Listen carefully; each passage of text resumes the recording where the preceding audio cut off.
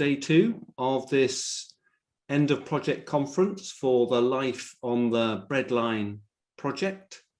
It's very good to have you with us. As you'll know, a number of the presentations are being given by the project's research team, but we also have some guest presentations.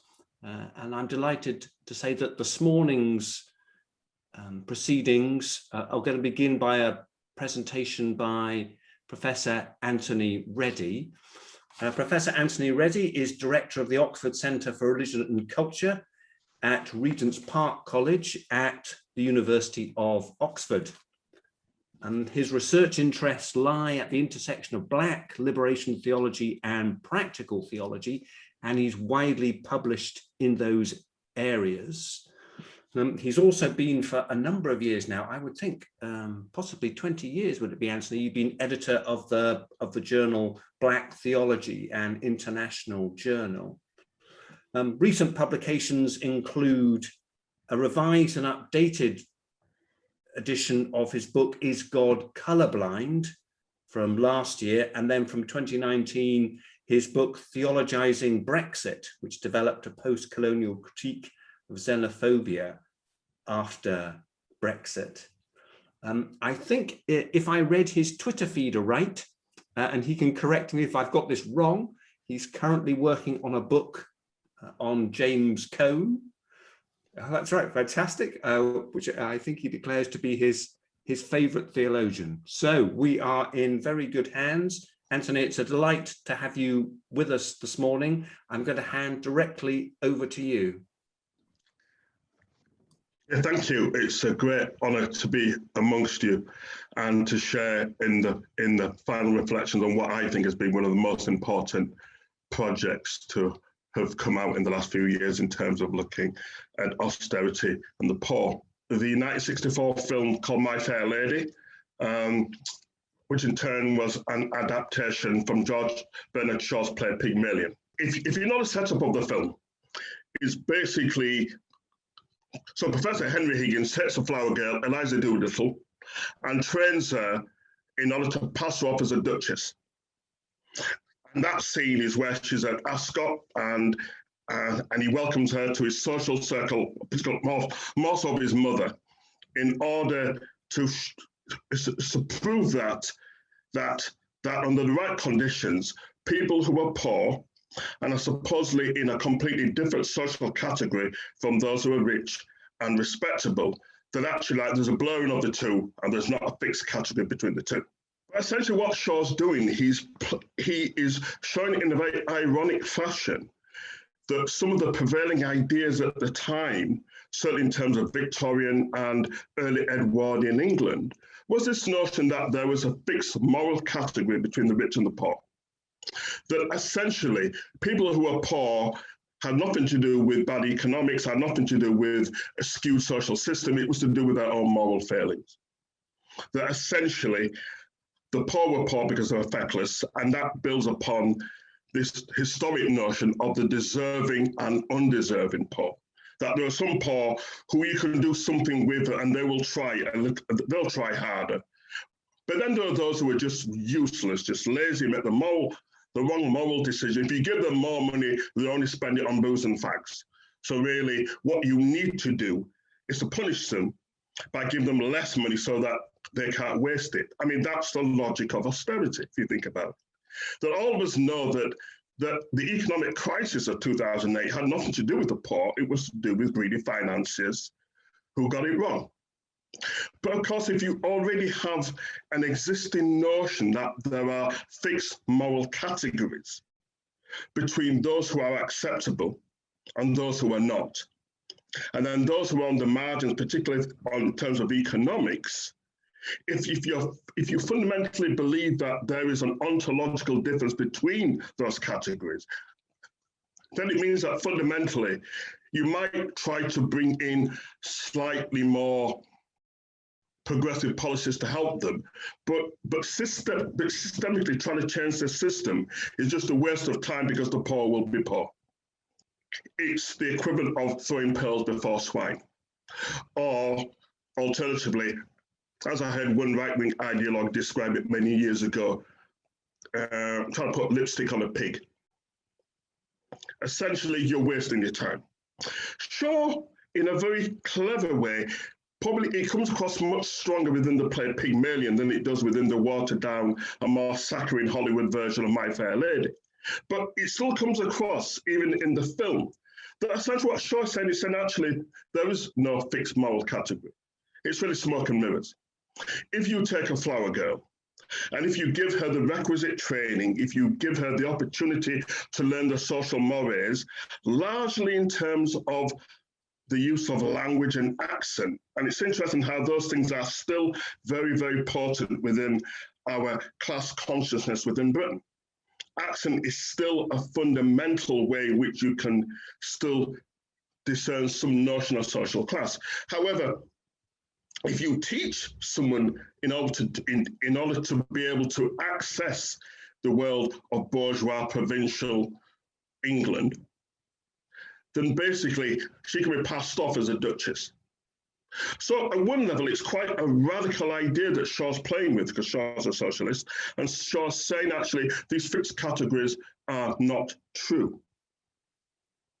That attempts to assume that there is an ontological difference, that there is a poorer essence that pervades the poor, that was very much, as I said, part of the zeitgeist of the period in which Shaw is writing, is one that, as I said, has underpinned many of our economic policies for the last 200 so years.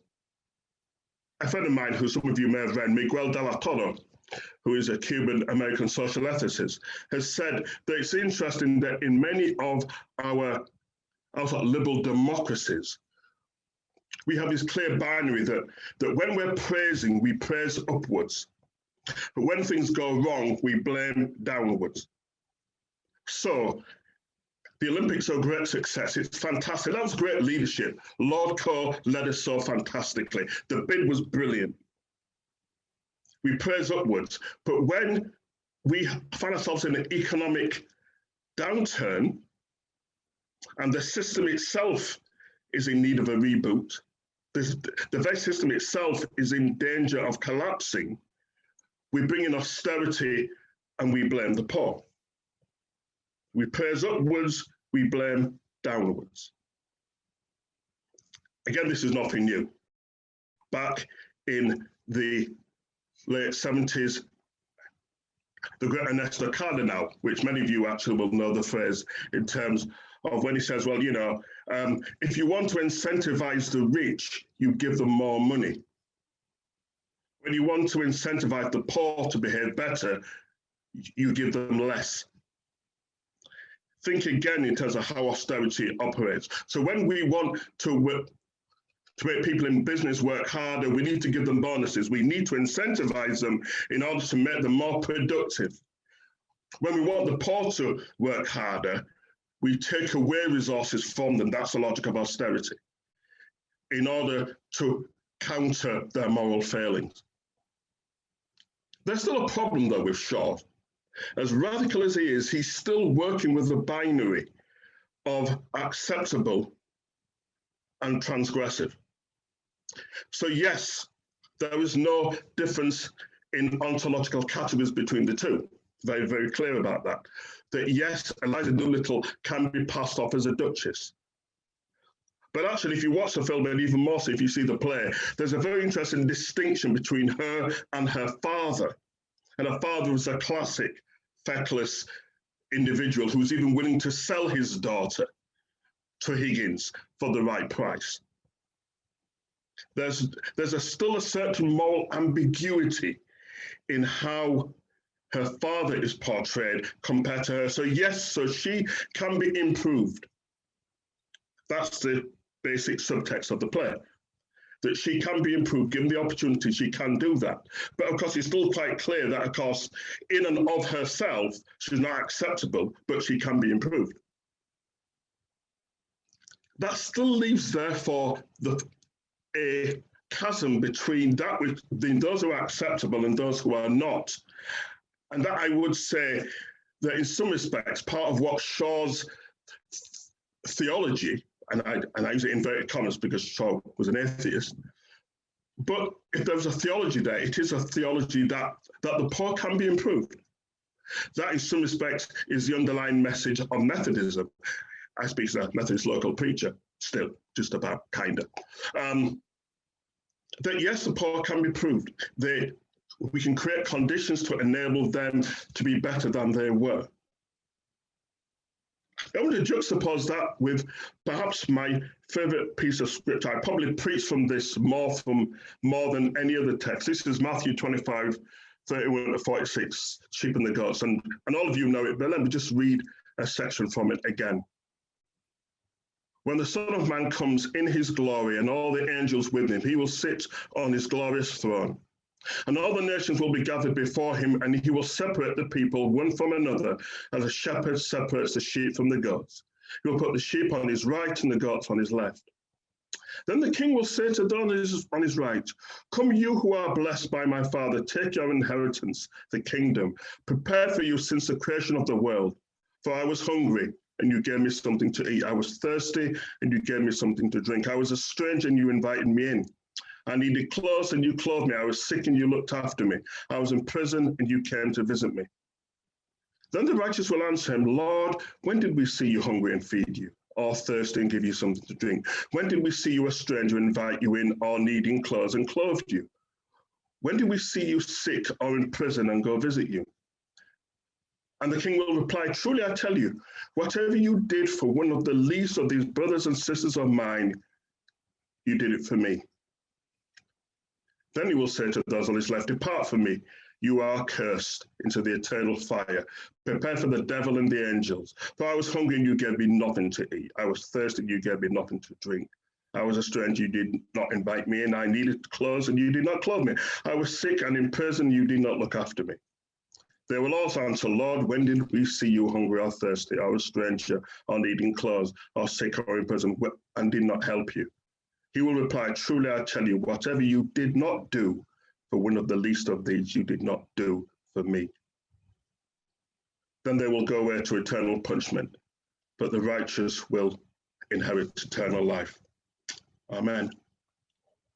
So what's interesting about that text, and I'm no biblical scholar, so I'm relying on my friends who understand the Greek and can tell me what it says there, is that there is no presumption that the ones on the left who did not do the right thing were not righteous in the sense of what they believed. There's no sense that they were not observing individuals. So the issue isn't about doctrine. The issue isn't about what you believe. This isn't about how correct is your understanding of religious teaching. Clearly, the issue is about practice. What did you do or not do? But actually, I want to suggest that that's not the most radical bit of the text, because at first value, that is about Christian charity. And Christian charity has its place, but as we know, Christian charity is social welfare, not social justice. And certainly this project, as I understand it, has been about issues of justice, not just issues of charity and welfare.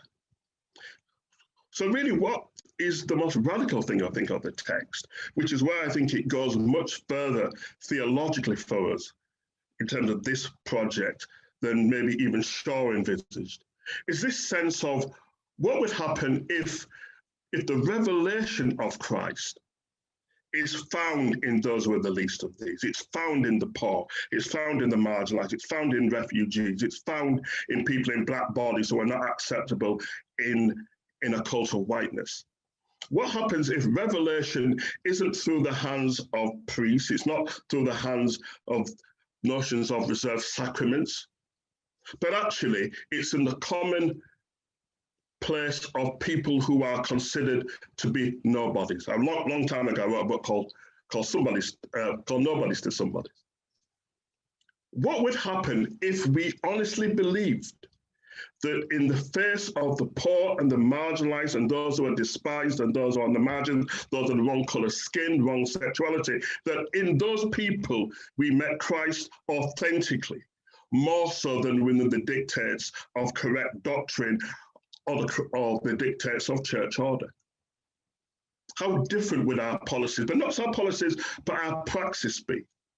What would happen if we honestly believed that actually when we attend to the poor, we are genuinely attempting to be alongside the living Christ, the Christ of faith, who is revealed where two or three are gathered. Not two or three are gathered, but two or three who are the least of these who are on the margins gathered, because that's the logic of the text. The logic of the text clearly says it's not about how well you observe religious niceties. It's about being in solidarity with those who don't matter.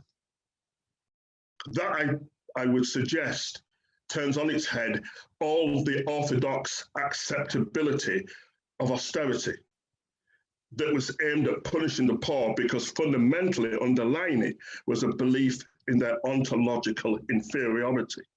That essentially the poor deserve to be punished because by being poor, that shows a degree of poor moral choices that they have made in order to be in that category. Which, if we're honest, is what governments on the left and the right have done for well over 100 years. Shaw gives us a critique to an extent to say, actually, these categories are not fixed, but I think he's still working with the binary between acceptability and those who are not. Jesus turns it on his head and says, actually, acceptability lies in those who are told that they don't matter. And those of us who are respectable, in order to be on the right side of God's righteousness, have to be in solidarity with those who are told that they don't matter. How different would our social policies be, both within the state and also within the practice of our church, if we honestly believed in that teaching? As I draw to a close, one of my favorite books I go back to a number of times is by Theodore Jennings, who is a white United Methodist. And he wrote a book in 1993 called Good News to the Poor, John Wesley's Evangelical Economics. And one of the things he cites in that, actually, long before liberation theologians did so, even though it's very clear that Wesley was no liberation theologian by any means, is this notion of where Wesley says to his early Methodists, don't just go to those who need you, go to those who need you the most. And basically what Jennings says in the book, and as I said, the subtitle is John Wesley's Evangelical Economics, is that in the economics of the early Methodists was this clear sense of a preferential option for the poor. That essentially, unless you are doing well by the poor, that's why he says there's no holiness but social holiness. That until we are creating the frameworks in which all people can be transformed, especially the poor, then we are not in solidarity with God. Sadly, at the end of the book, Jennings speaking about American Methodism, but I think we could say the same, not of British Methodism, but of all the historic mainline churches. He says, actually, what has happened in our modern context now is that we have a preferential option for the middle class. That it's important that we work alongside those who are literate, those who are articulate, those who can give to churches both time and monetary resources to help to fund the church. It's not that we don't care about the poor, it's that the poor are not the first priority. We effectively still work with a kind of trickle-down grace in the same way that the state often works with a form of trickle-down economics. So in conclusion, as I look at my watch, I think one of the important lessons that I think has come out of Life on the Breadline, and I've sort of tried to follow it through updates and through being on the mailing list, is the way in which I think the project is commendably tapped into some of the radical gospel teachings that I think comes from a number of Jesus' teachings and come from the Hebrew scriptures, but I think particularly in this particular one here, this sense of God's revelation in Christ that is revealed in the lives of those who are the least of these. Because if we hold that to be fundamentally true, it means that we have to do at least a number of things. Firstly, we have to abolish once and for all any notions of there being ontological differences between different groups of people, particularly with the notion of a preferential option for white middle-class conservatism. That's the first thing we have to get rid of. And I said that, and we find that in terms of how it plays out in social ethics, in terms of praising upwards and blaming downwards. So that's the first thing we have to get rid of.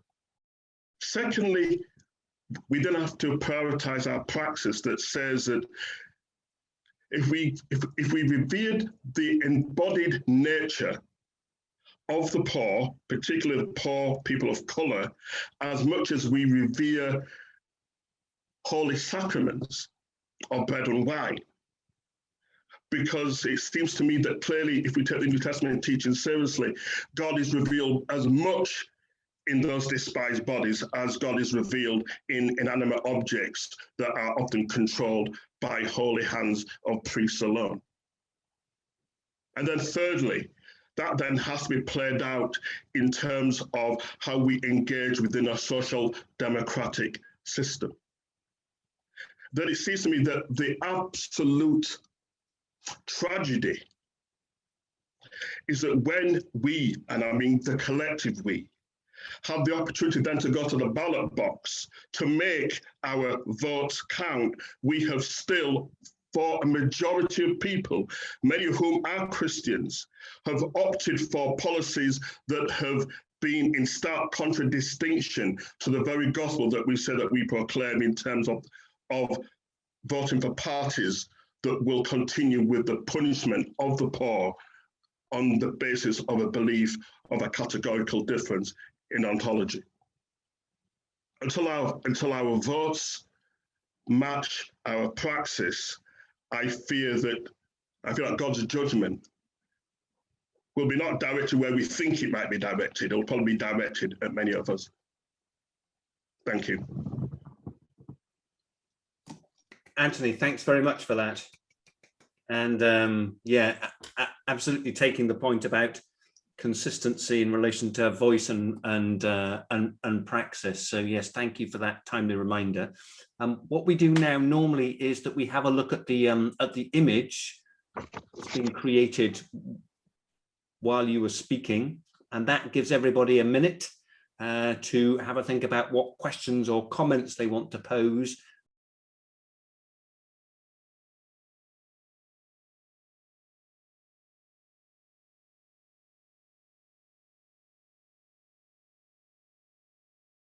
We've got some questions. The first one's from Chris Shanahan. So this is the research team getting in early, inviting you to say some more about the notion of trickle-down grace. I remember sitting in a synod, a Methodist church, a district synod, I shan't say where. I remember they invited a church leader who came. And basically what he said was that the way in which we instill church growth is by empowering and encouraging middle-class Christians in the suburbs who have time and resources. And if we put our energies there, and if we encourage them, and if they're enabled to grow the church, then the growth of resources can then be trickled down. That sounds like we can distribute then some of that to come and help the poor. So it wasn't necessarily talking about let's put disproportionate amount of resources into poorer areas, because that's what our gospel tells us. He says no. He says the logic is in terms of the stewardship of resources. And actually one of the things he cited as theological evidence of that was Jesus' teaching, which are around the Good Shepherd and the 99 and the one that gets lost. I can't remember how he used that, because it seemed to me that seemed to disprove the point he was making, not making it. But then again, this was a very prominent Anglican who was also an Old Etonian. So obviously that shows like my clear class bias there. I thought he was talking utter bollocks. I think one of the dangers we have is that because our churches themselves are going through a period of austerity, that we ourselves are struggling with diminishing resources.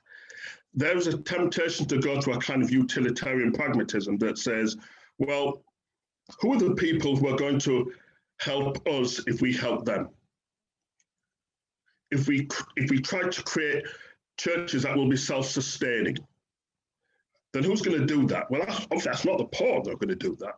So therefore, if we can find niche ways of creating new forms of church that will enable themselves to be self-sustaining, and that's one of the basic ethos of mission, for example, is to create self-sustaining entities, then from that, will come then other resources that will help us to help other people. I can see the logic of it, but it's not gospel. So this notion of trickle-down grace, I think, sometimes comes through our practice. It comes through the ways in which, so how we pass out resources and to whom, and who are the people who we think will help to generate growth. Okay, thank you.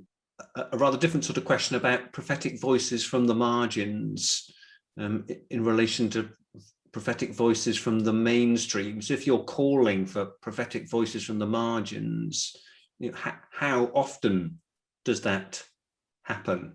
And I suppose, James Cone is an interesting example of that, isn't he? A prophetic voice from the margin, but what did he spend? 40 years teaching at Union Theological Seminary? If I'm being blunt, I would say the church has never liked prophetic voices from the margins. We like them when they're dead. We like them when they're dead, and we can eulogize about them, and then we can say how wonderful they were. It was really fantastic. Like, we really listened to them when they were there, even though actually, if you go back and look at it in contemporaneous terms, we simply ignored them. So, for example, it's interesting how someone like Kenneth Leach, for example, was a great social prophet within the context of Britain, particularly within the Church of England. But what influence did he ever have on the Church of England? None whatsoever. It's interesting that now that he's gone, that people are sort of preparing festivals about him and say, well, it was really fantastic how radical he was at the time. Yes, he was, but actually, people though actually paid no heed to him. I think there's always been a tension between the church as a spiritual entity that's created by the Holy Spirit in the name of Christ, and as social institution, with all the temptations around replication and around conformity. Those are not new. That those people who are Papillary Church historians, which is what I was a long time ago when I did my first degree, will tell you that there's often a development from being a movement, and I say development in negative terms, from being a movement to being an institution. And then once you move along that continuum, then the issue always is about replication and good order.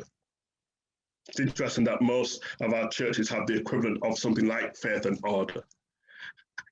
And the emphasis is never upon what is the effective practice that will transform the world. It's usually around how do we police our doctrines and police our practices so that our existing tram lines are preserved and accepted, as if that's what Jesus taught us as the most important thing. Thank you. Okay, now we're switching topic. So I suppose this next one is about talking about in the political arena. If all are flawed, what then is a good voting choice? About what policy do we need to aspire to see? So I suppose that's a comment about. If we're refusing are we refusing all politics? Is that your recommendation? Absolutely not. No. I mean, I think, and I say this reluctantly as a lifelong member of the Labour Party, because of my credentials, Anthony, as in my first name, I'm named after Tony Benn, by the way. That's where my dad's politics were. But I think we have to think about coalition politics. It seems to me that what we have seen in the last few years is that the political right has been able to solidify itself into a particular entity. But the left, however you understand that, is fragmented. And I think Labour has to acknowledge that the days when it thought that within an existing system that was skewed against us anyway, that was going to give us a Labour majority, I think those days are gone. And therefore, when we find ourselves in a context whereby we are going to bash the Greens as much as we're going to bash the Tories, as if somehow both are equally bad if you're in the Labour Party, it's just sort of nonsense. I mean, clearly that's not the case. So clearly we have to say that given that there's always an element of pragmatism within all politics, I accept that. I accept that it's easy for me as a theologian to make bad comments because I don't have to manage a process that inevitably means that there's an element of pragmatism there. That I think maybe one of the things that I think we have to seriously think about is how do we acknowledge that maybe there's a broader set of coalitions on the left.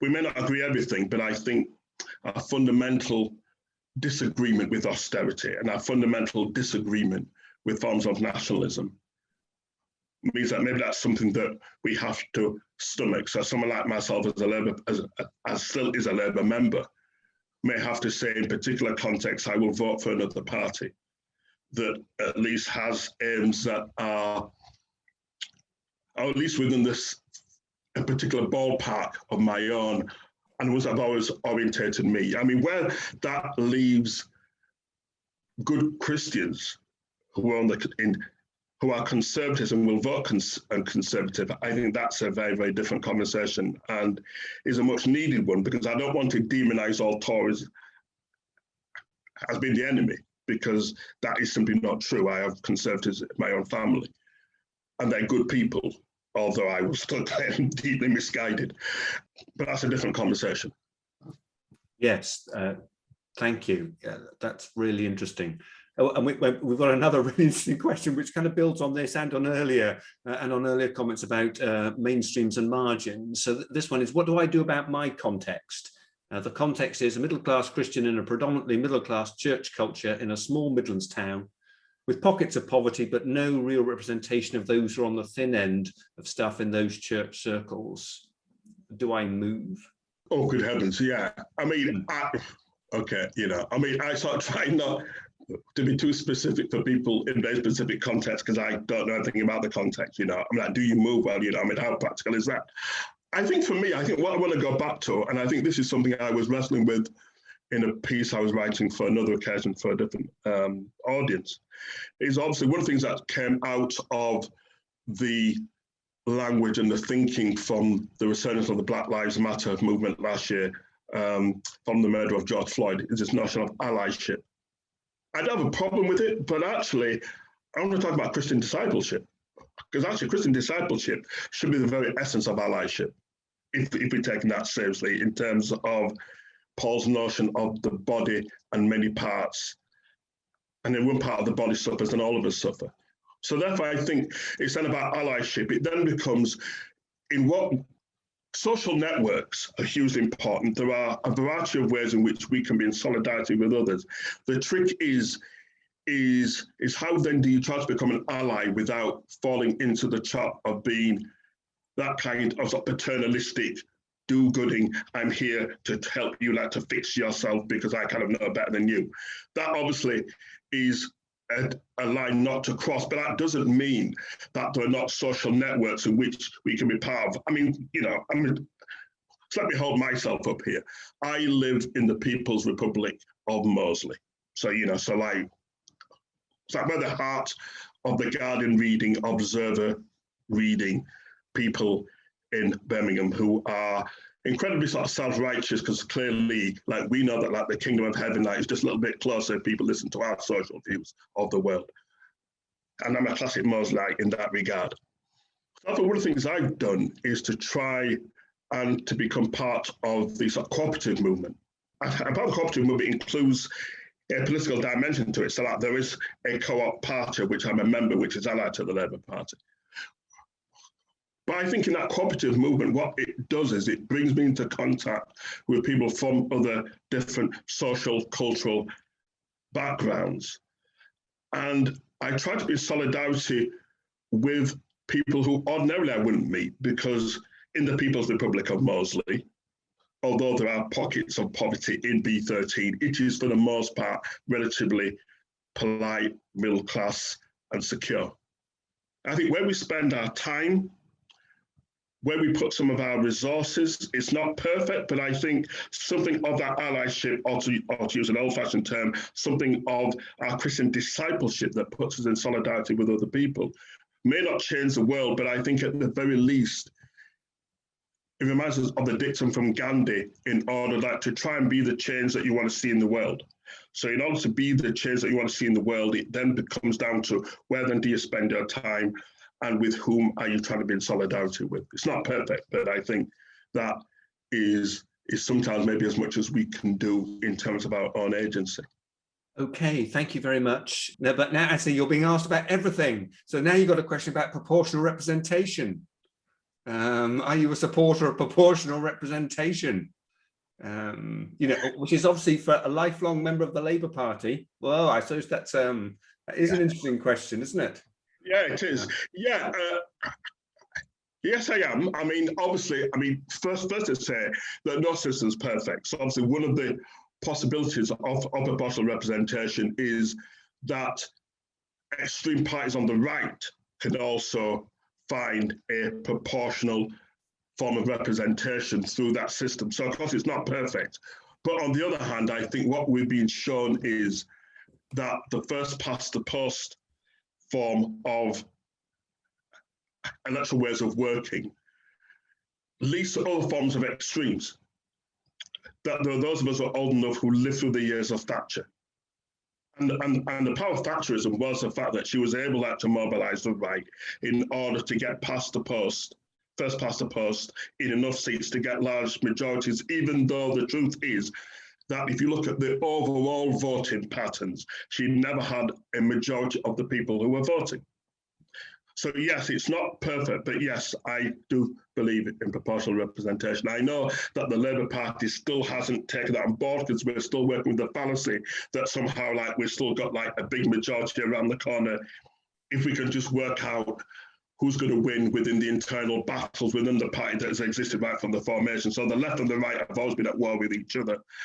And we still haven't learned that so long as we do that, we will never win because a divided party never garners the votes from the larger electorate. But actually putting that to one side, yes, I do believe in proportional representation. Thank you. A very different question now about people working with homeless folk, many of whom have a military or care home background. We often wonder why, but with so many sad stories. However, we do have the joy of seeing Christ in them. How do we change this, and what political party will help? If I'm honest with you, I'm not sure what part. I think for my, let's bear in mind that I'm not a political scientist here. I'm just a hopelessly impractical theologian. It's my impression that I think the Greens and some of the smaller parties have less of a hook into old-fashioned forms of nationalism and militarism. So I know that Labour Party has still often, I think, has still sort of supported the armed forces because it's a brave politician that's going to come out and say, actually, what we need is slash reduce spending. Quite frankly, we don't need much in the way of an army. But also, I think just to recognise the class bias there, because it often takes very, very marginalised and disaffected individuals into the armed forces, because clearly there's a difference between the officer class, again, and those are the foot soldiers. Because again, that still buys from that same ontological difference. So those who, I don't know what the particular term is, actually, if you're an officer, but there's a particular term that is recognition of your rank in terms of leadership. If we're honest, actually, they're not the ones who turn up as homeless people. They're not the ones with mental health issues who are then addicted to drugs. It's the ordinary soldier at the bottom of the pyramid who often come from disadvantaged backgrounds. That's why they probably joined the army in the first place. So I think for me, much like the Brexit book I did a few years back, it's about sort of trying to critique the system and the structures, but not to penalise or make pejorative comments about the people themselves. The people themselves are still created in the image and likeness of God, and Christ resides within them, particularly if they are on the margins and they're deemed the least of these. And so I think all the work that's been done with those individuals, I think, is commendable, it's important, and we should support it. I think our critique should be, why is it tends to be that it's people from a particular social class who find themselves in those positions? It's not the Oxbridge types, it's not the ones who go to Sandhurst and are seen as officers. So I think that's the broader social class critique of that. And then I think if we said to ourselves, we will not go to war and we will not make people's lives dispensable if we are not going to treat them well afterwards. If we're not going to treat them well afterwards, then let's not sacrifice their lives in the first place.